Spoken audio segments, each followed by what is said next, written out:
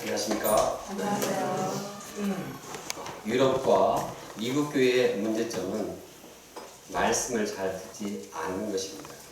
그래서 서구 교회는 세속화가 급속도로 이루어지고 이제는 얼마 안 있으면 유럽은 신자들이 거의 사라진 위기에 처했다고 말합니다. 이에 비해서 우리 한국의 교회의 문제점은 말씀은 있는데 행함이 없다는 것입니다. 한 신학자는 이것을 나토 이렇게 표현했습니다. NATO. NATO는 뭡니까? NATO는 No Action, Talking Only. No Action, Talking Only. 그래서 행함은 없고 말만 있다는 것입니다. 이런 유사한 내용들의 구절들이 떠오릅니다. 삶과 신앙이 일치하지가 않는다. 아멘만 있고 실천이 없다. 이러한 한국교회의 문제점은 바로 나의 문제점입니다. 말씀을 많이 전하는 것에 비해서 그 행함이 따라가지 못하는 것입니다. 그래서 오늘 말씀을 전하는 것이 참으로 부담스럽습니다. 왜냐하면 말씀을 전하지만 이 말씀만 전할 뿐 행함이 없다면 무슨 의미가 있는가? 정말 말씀대로 전할까? 다 행할 수 있을까? 이런 두려움이 들기 때문입니다. 그러나 제가 참 회개하고 또 새롭게 되고자 하는 그 심정으로 말씀을 배우고자 합니다. 우리가 말씀을 듣고 실천하는 제자가 되기를 간절히 원합니다. 그래서 좋은 열매를 맺고 환난의 때에도 이제 요동치 않고 흔들리지 않는 그러한 삶을 살기를 원합니다. 첫째, 자비로운 자가 되라. 하나님 아버지의 특성 중에 하나는 자비로움입니다. 하나님께서는 자비로운 분이시기 때문에 그 제자들도 자비로워야 합니다. 제자가 자비롭게 되어서 하나님의 자비로우신 성품이 드러나도록 해야 합니다. 만약에 제자가 무자비하다고 하면 하나님의 자비가 가려지게 됩니다. 예수님께서는 제자들이 어떻게 자비로울 수 있는가, 구체적으로 어떻게 해서 자비롭게 되어야 되는가를 두 가지로 말하고 있습니다. 37절을 함께 읽겠습니다. 시작. 비판하지 말라. 그리하면 너희가 비판을 받지 않을 것이요, 정죄하지 말라. 그리하면 너희가 정죄를 받지 않을 것이요, 용서하라. 그리하면 너희가 용서를 받지 않을 것이요. 먼저 우리가 자비로운 자가 되기 위해서는 형제를 비판하거나 정죄하지 말아야 합니다. 형제를 비판하고 정죄하는 것은 아주 무자비한 것입니다. 비판이 무엇입니까? 비판은 그 사람의 잘못된 점을 지적하고 몰아붙이는 태도입니다. 정죄는 그 사람이 죄가 있으니까 벌을 받아야 마땅하다고 주장하는 태도입니다. 사람들은 그런데 이 비판과 정죄를 좋아합니다. 그래서 서로 모이면은 그 자리에 없는 다른 사람을 도마에 놓고 막 비판합니다. 왜 그렇게 비판을 많이 할까요? 그것은 이 씹는 재미가 있기 때문입니다. 서로 다른 사람의 허물과 실수를 씹으면 쫄깃쫄깃한 맛이 있습니다. 뿐만 아니라 나를 괴롭게 하고 가족에게 피해를 주는 사람들에 대해서는 이 비판에 참을 수 없는 것입니다. 거기다가 내가 기대했던 사람이 내가 또 참 그 사람에게 대해서 참 이 사모한 마음이 있는데 나를 힘들게 했다. 이럴 때는 정말 비판을 참을 수가 없습니다. 그러나 어떤 경우라도 예수님은 비판하지 말고 정죄하지 말라고 말씀합니다. 왜냐하면 제자들은 하나님의 자비하심을 드러내는 자이라기 때문입니다. 하나님은 모든 사람들을 비판할 수 있습니다. 우리 인간들은 다 죄인입니다. 비판을 받아야 되고 정죄를 받아야 합니다. 비판하고 정죄할 수 있는 하나님께서도 자비를 베푸시고 비판을 금하시는 분입니다.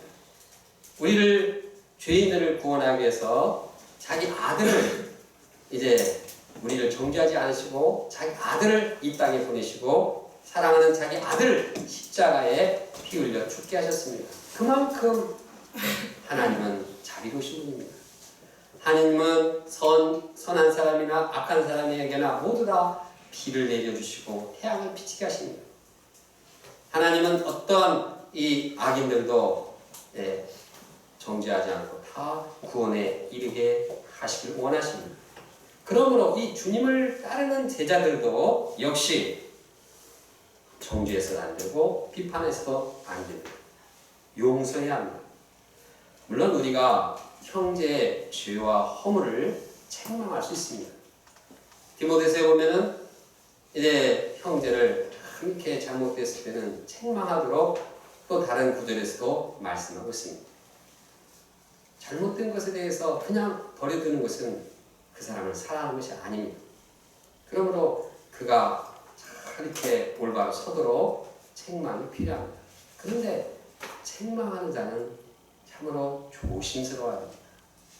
정말 부모가 자녀를 책망할 때에도 참 조심해야 합니다. 비판과 정죄의 마음을 없이 합니다. 비판과 정죄하는 그 마음의 깊은 곳에는 미움이 있습니다. 그 미움을 십자가에 못 박고 마음에 참 사랑과 용서의 마음을 가지고 섬겨야 합니다. 예수님이나 사도 바울이 그랬듯이 눈물과 겸손으로 용서와 사랑으로 영혼들을 섬겼듯이 그렇게 대해야 합니다. 어떻게 그럴 수가 있는가? 정말 이해가 안 된다. 그렇게 주장합니다. 어떻게 이렇게 될 수밖에 없었는가? 긍휼히 여기고 참 이해하고자 하는 마음으로 대해야 합니다. 우리가 자비한 자가 되어서 예수님의 제자로 인정받기를 원합니다. 제자들이 비판과 정죄를 이제 금할 때 어떤 일이 벌어집니까? 내가 제자가 다른 사람을 비판하지 않으면 다른 사람이 제자를 비판하지 않습니다. 제자가 다른 사람을 정죄하지 않으면 다른 사람도 제자를 정죄하지 않습니다. 제자가 다른 사람을 용서하면 그 상대방도 제자를 용서합니다. 그러므로 제자의 주위에는 비판과 정죄의 분위기가 사라집니다. 그리고 거기에는 용서와 사랑의 분위기가 형성됩니다. 그래서 그 제자를 통해서 하나님의 자비가 나타나게 되는 것입니다. 우리가 이러한 자비로운 제자의 공동체가 되어야 공동체를 만들어야 하지 않을까요? 제자들이 자비로운 자가 되기 위해서 해야 할 다른 일은 주는 것입니다. 38절을 함께 읽어보겠습니다. 시작. 주라 그리하면 너에게 줄 것이니 곧 그의 되어 누르고 흔들어 넘치도록 하여 너에게 하게 주리라. 너희가 헤아리는 그 헤아림으로 너희도 헤아림을 도로 받을 것입니다. 여기서 주라고 하십니다. 주라는 것은 물질 주고 돈 주는 것만이 아닙니다.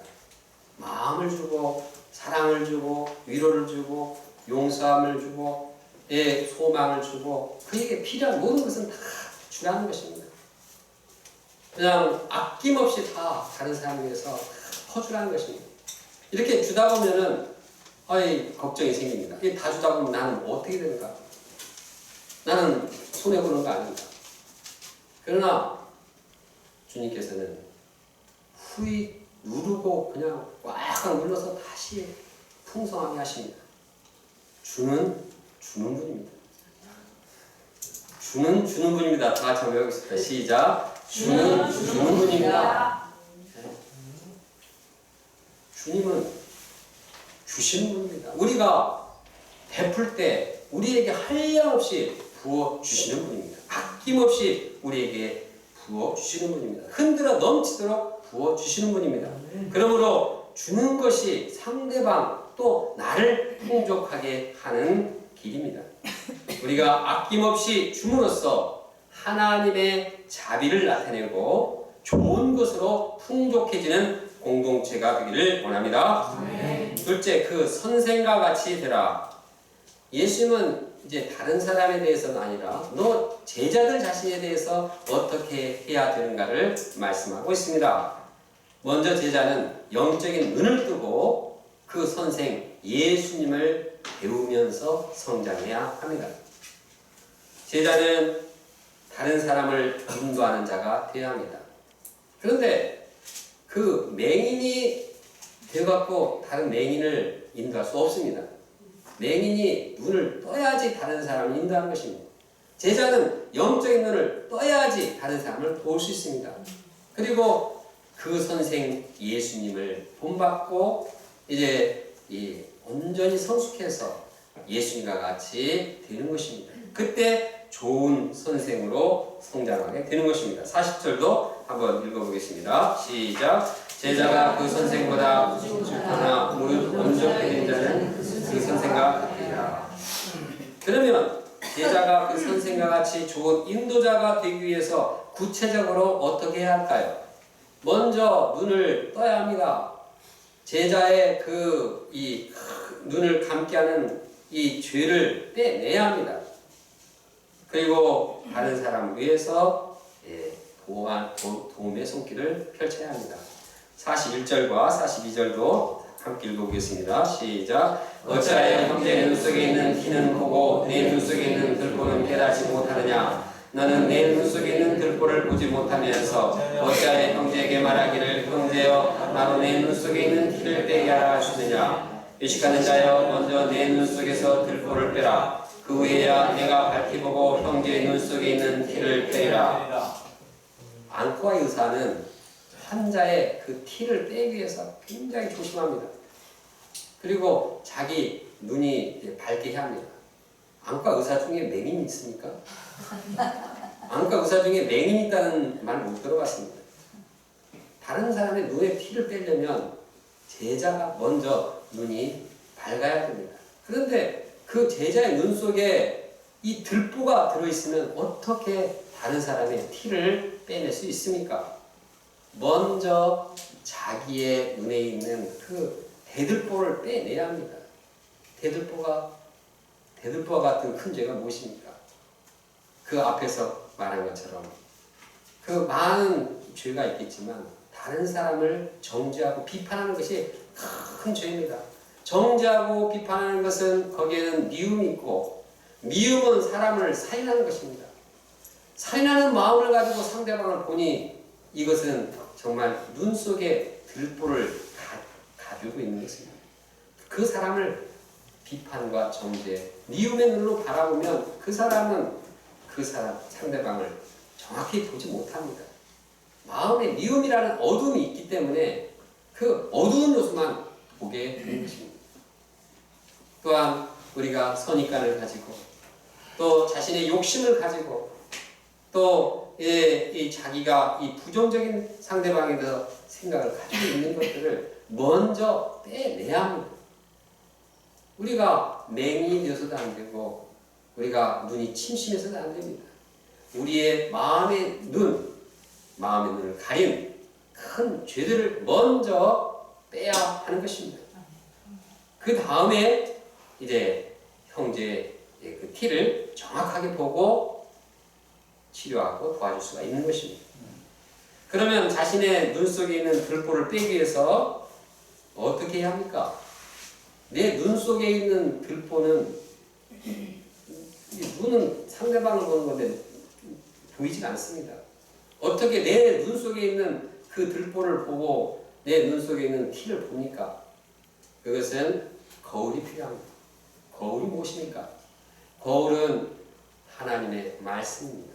하나님의 말씀에 비추어서 나를 보면 내 자신이 어떤 점에서 죄가 있는지를 깨닫게 되는 것입니다. 말씀 앞에서 자기의 죄를 성찰하고 내 마음에 있는 죄를 회개해야 합니다. 빼낸다는 것은 십자가의 죄를 못 받고 예수님께 맡기는 것입니다. 예수님은 우리의 죄를 다 용서하시는 분입니다. 구체적으로 우리가 말씀 공부할 때 다른 사람 말씀을 보면서 내 죄를 발견했는데 누구는 어떻고 누구 세상에 누구는 어떻고 그 사람 죄는 이렇게 해봐서 백날 내 죄는 내 들보는 빼지지가 않습니다. 말씀 공부할 때뿐만 아니라 이제 소감을 쓸 때도 기도를 할 때도 말씀 앞에 내가 어떤 죄가 있고 이것을 정말 마음 아파하고 고통스러워하면서 이 죄 문제를 이렇게 빼내는 것이 좋은 제자가 되는 길인 것입니다. 아멘. 그리고 나서 다른 형제를 도와야 합니다. 또한 제자는 끊임없이 좋은 나무가 되기 위해서 자신을 연단해야 합니다. 43절 44절 보면 못된 열매 맺는 좋은 나무가 없고 또 좋은 열매 맺는 못된 나무가 없느니라. 나무는 각각 그 열매로 아나니 가시나무에서 무화과를 또는 찔레에서 포도를 따지 못하느니라. 여기서 보면 뭐가 중요합니까? 나무가 중요합니다. 나무에 따라서 좋은 나무면 좋은 열매를 맺고 나쁜 나무면 나쁜 열매를 맺습니다. 찔레나무에서 찔레가 열매가 나지 찔레나무에서 무화과 열매가 맺히지 않습니다. 포도나무가 맺히지 않습니다. 나무가 어떠냐에 따라서 그 열매가 좌우되는 것입니다. 그러므로 우리는 내면에 나타나는 외적으로 나타나는 열매보다도 이제 나무를 정말 잘 다스려야 하고 나무 내면에 선을 행해야 합니다. 그래서 내면에 정말 부정적인 마음, 불결한 마음을 갖지 않고 이제 그 마음에 참 거룩하고 정결한 마음을 가져야 합니다. 비판과 또 정죄의 마음을 갖지 않고 위로하고 격려하고 용서하는 마음을 가져야 합니다.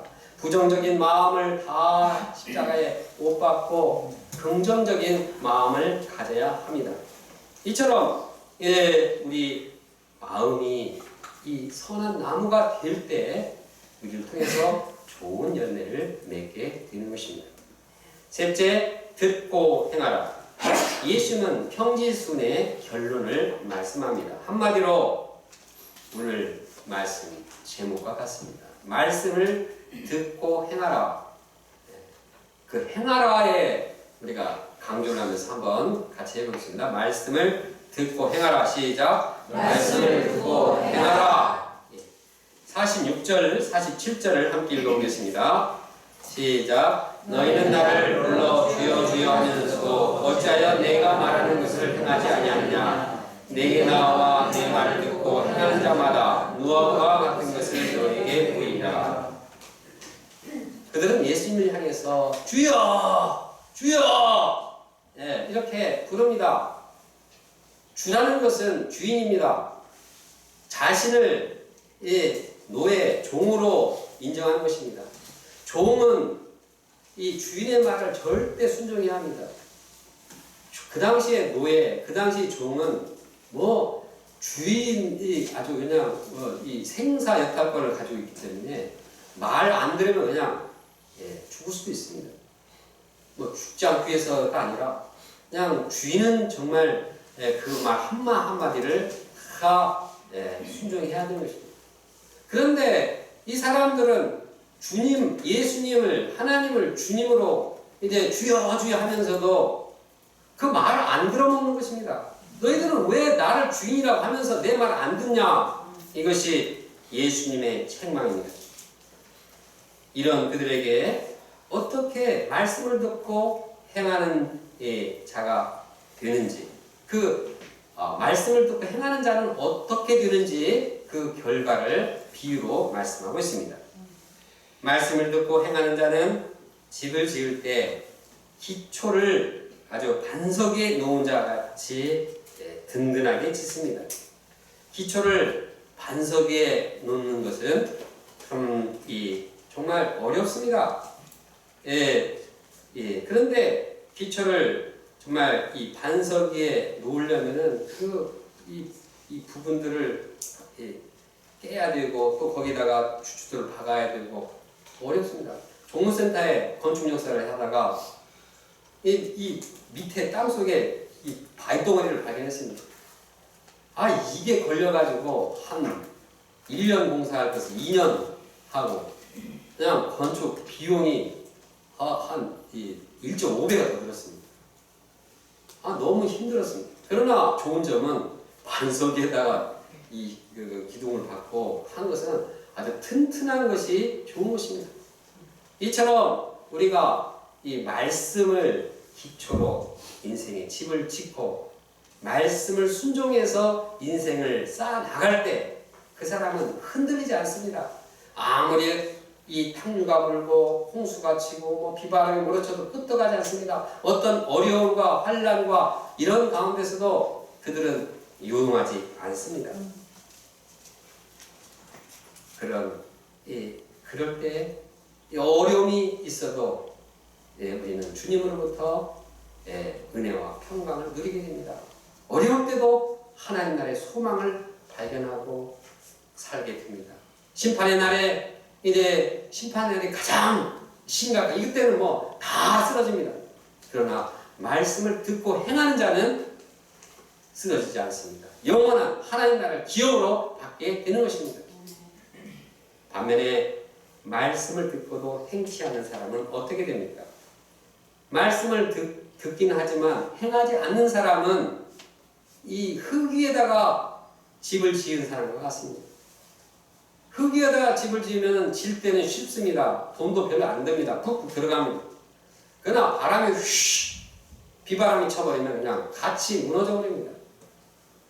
여기에 참 인생이 심각한 문제가 있는 것입니다. 우리도 말씀을 듣지 않고 사는 것은 편할지 모릅니다. 쉽습니다. 세상 그냥 사는 대로 살면 세상과 안 부딪혀서 좋고 나도 별로 그렇게 무슨 영적인 투쟁 이런 전쟁을 치를 필요도 없이 그냥 죄 짓고 그냥 적당하게 사는 것이 그 당시에는 편할지 모릅니다. 그러나 어려운 일이 닥치고 환난이 닥치면 무너져 버립니다. 말씀을 순종하지 않는 인생은 믿음이 없고 믿음이 없어서 불안하고 염려하고 근심하고 어두워집니다. 하나님 나라를 유업으로 받지 못합니다. 마태복음은 말씀하고 있습니다. 나더러 주여 주여 하는 자마다 천국에 들어갈 것이 아니요 다만 하늘에 계신 내 아버지의 뜻대로 행하는 자라야 들어가리라. 주여 주여 한다고 해서 부모님 따라서 주여 교회 나와서 주여 한다고 해서 천국에 가는 것이 아닙니다. 유배표에 나와서 그냥 유배표 목장들과 함께 그냥 덩달아서 천국에 가는 것도 아닙니다. 심판의 날에 많은 사람들이 예수님께 와서 반문합니다. 주여 주여 우리가 주의 이름으로 선지자 노릇하며 주의 이름으로 귀신을 쫓아내며 주의 이름으로 많은 권능을 행하지 아니하였나이까. 귀신도 쫓아내고 선지자 노릇도 하고 권능도 행했는데 예수님은 그들을 향해서 뭐라고 말합니까? 내가 너희를 도무지 모르겠다. 불법을 행하는 자들아 내게서 떠나가라. 니네들은 네 법대로 살지 않았냐? 네 멋대로 살지 않았느냐? 내 말을 들었냐? 내 말대로 순종했느냐? 권능도 아니고 귀신을 쫓아내는 능력도 아니고 말씀에 순종하는 자만이 하나님 나라의 영원한 기업을 얻게 되는 것입니다. 말씀을 순종하지 않는 자는 심판의 날에 예수님께 외면당하고 영원토록 처참한 불행을 당하게 됩니다. 그러므로 이 말씀은 참 중요한 말씀입니다. 많은 사람들이 이 말씀을 참 듣기는 옳다 말합니다. 그런데 실제로 우리 한국의 교회, 우리 신자들은 말씀을 듣는데도 저도 이 행하지 않습니다. 어떤 분이 그냥 말씀을 순종하지 못해가지고 인생이 그냥 처참하게 되어가지고 와가지고 하소연했습니다. 어떻게 해야 합니까? 말씀대로 해라. 아니 말씀대로 어떻게 합니까?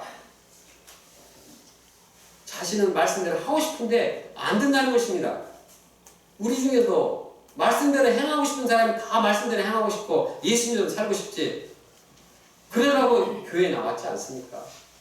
그렇지 않다면 뭘 하려고 이렇게 주일날 와가지고 시간도 뺏기고 헌금도 하고 이러한 봉사도 합니까? 정말 주님의 말씀을 순종하고자 어찌하든지 정말 주님의 말씀대로 살아가고자 시간과 마음과 모든 걸 다 드리지 않습니까? 그런데 우리가 정말 말씀을 순종하지 못할 때가 너무 많은 것이 우리의 참 심각한 상황입니다.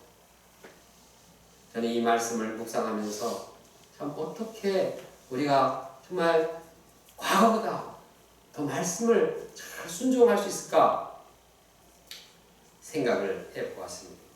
가장 먼저는 주님의 은혜를 생각하고 주님과의 사랑의 관계를 잘 나누는 것입니다. 주님과의 사이가 잘 좋아야지 이 주님과의 사랑의 관계, 은혜가 참 많고 이래야지 말씀을 순종하기가 쉽습니다. 그냥 주님과의 사랑의 관계도 없는데 그냥 허라니까 하면 너무 힘듭니다. 구약에서도 신약에서도 주님께서는 이것을 강조하고 있습니다. 출애굽기 보면 출급한 백성들을 이제 너희는 내 말을 듣고 지켜라. 언약을 지켜라. 그러면 제사장 나라가 되고 거룩한 백성이 될 것이다 말했습니다. 그런데 그 말하기 전에 주님께서는 내가 너를 어떻게 애굽에서 건져냈는가 그 은혜를 생각하라고 말하고 있습니다. 독수리 등에 업어서 너희들을 어떻게 이 땅으로 왔는지 그 은혜를 생각하라고 말하고 있습니다. 예수님께서 제자 베드로에게 내 양을 먹이라 내 양을 치라 명령하십니다. 그런데 그 명령을 하시기 전에 무조건 그냥 그 명령 순종해야 된다고 말하지 않고 이 실패한 베드로 물고기 잡다가 한 마리도 못 잡은 베드로의 이 많은 물고기를 잡아주시고 과거에 베드로에게 그 물고기 잡아주었던 그 사랑의 예수님을 다시 기억하게 했습니다. 그것도 부족해서 이제 해변에 참 숯불을 피워놓고 이 생선 구이를 다 하고 떡을 뜨끈하게 해서 먹이고 이렇게 이 예수님과의 사랑의 교제 관계를 이루어 나갔습니다. 주님께서는 우리가 그냥 무조건 너는 명령에 순종하라가 아니라 내가 너를 사랑하고 내가 너에게 은혜를 베풀었으니까 너를 위해서 계속적으로 너를 위해서 내가 이 말씀을 말한다. 그러니까 우리는 어떻게 됐습니까? 반대로 우리는 그런 주님의 사랑과 은혜를 깊이 영접해야 하겠습니다. 우리가 주님의 은혜를 기억할 때 우리는 마음으로부터 감사하게 됩니다. 이 자녀들도 부모가 정말 마음부터 사랑하고 나를 위해서 모든 것들을 아끼지 않고 이런 이 사랑을 깨닫는 자녀가 참 마음으로부터 부모의 말에 순종하게 되는 것입니다. 지금까지 하나님께서는 우리에게 얼마나 큰 은혜를 베푸셨습니까? 나를 구원하기 위해서 하늘에서 이 땅까지 하나님 아들을 보내셨습니다. 그리고 그 예수님을 십자가에 피 흘려 죽게 하셨습니다. 부활하게 하셨습니다. 우리를 위해서 하시는 겁니다. 왜 예수님께서 이 땅에 오셔서 하나님께서 왜 일을 해야 되겠습니까? 우리 각자를 위해서 그 베푸신 십자가의 피의 은혜를 우리가 마음에 영접할 때 우리는 생명을 다해 주님의 말씀을 순종할 수 있습니다. 주님과의 관계가 더 친밀하면 친밀할수록 감사하면 감사할수록 마음에 순종하게 됩니다. 말씀에 순종하지 않는 것은 주님의 은혜를 까먹든지